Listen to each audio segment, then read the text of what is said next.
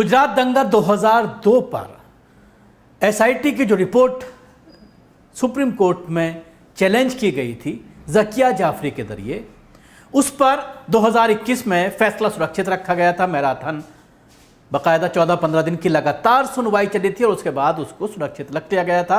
आज इस मामले को लेकर सुप्रीम कोर्ट ने अहम फैसला दिया है। सुप्रीम कोर्ट ने ज़किया जाफरी की अर्जी को खारिज कर दिया है। इस पूरे मामले में ज़किया जाफरी की तरफ से मशहूर वकील कपिल सिब्बल जिरह कर रहे थे कोर्ट में, और इस पूरी रिपोर्ट को चैलेंज किया गया था एसआईटी की इस रिपोर्ट को, क्योंकि ज़किया जाफरी के जो शौहर थे पूर्व सांसद, उनकी गुलबर्गा सोसाइटी में मौत हो गई थी और उसी को लेकर के वो सुप्रीम कोर्ट में ये कानूनी लड़ाई लड़ रही थी। क्या है पूरा मामला, आइए आपको बताता हूं।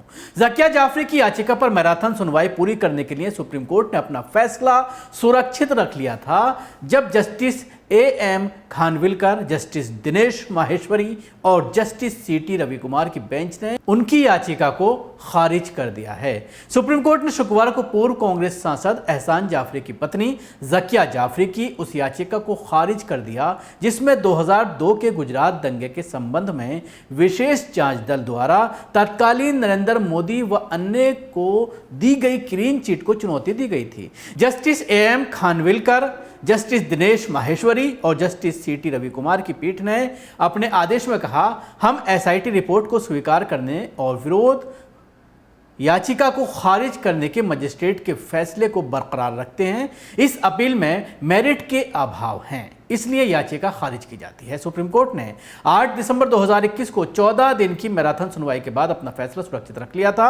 एहसान जाफरी गुजरात दंगे के दौरान गुलबर्ग सोसाइटी नरसिंहार में मारे गए थे। शीर्ष अदालत के समक्ष याचिका में 2017 के गुजरात हाईकोर्ट के फैसले को चुनौती दी गई थी।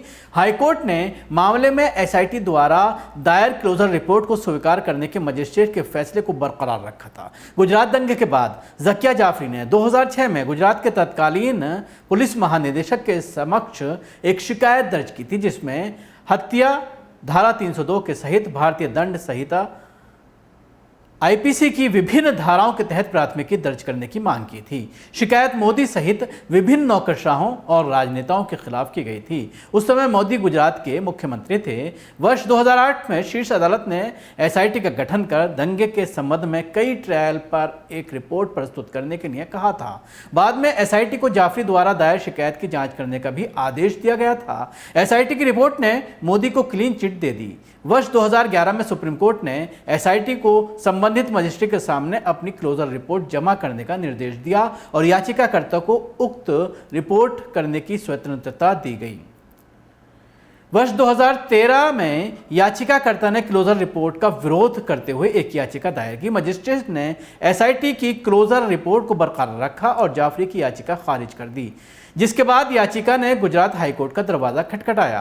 हाईकोर्ट ने वर्ष 2017 में मजिस्ट्रेट के फैसले को बरकरार रखा और जाफरी द्वारा दायर याचिका को खारिज कर दिया। जाफरी ने एक्टिविस्ट सीता शीतलवार के साथ एसआईटी की क्लीन चिट को स्वीकार करने के इस फैसले को सुप्रीम कोर्ट में चुनौती दी थी। सुप्रीम कोर्ट में सुनवाई के दौरान याचिकाकर्ता की ओर से वरिष्ठ वकील कपिल सिब्बल ने दावा किया कि एसआईटी ने उपलब्ध सभी सामग्रियों की जांच नहीं की और इसकी जांच में पक्षपात किया गया। उन्होंने तर्क दिया कि राज्य ने नफरत फैलाने में सहायता की थी।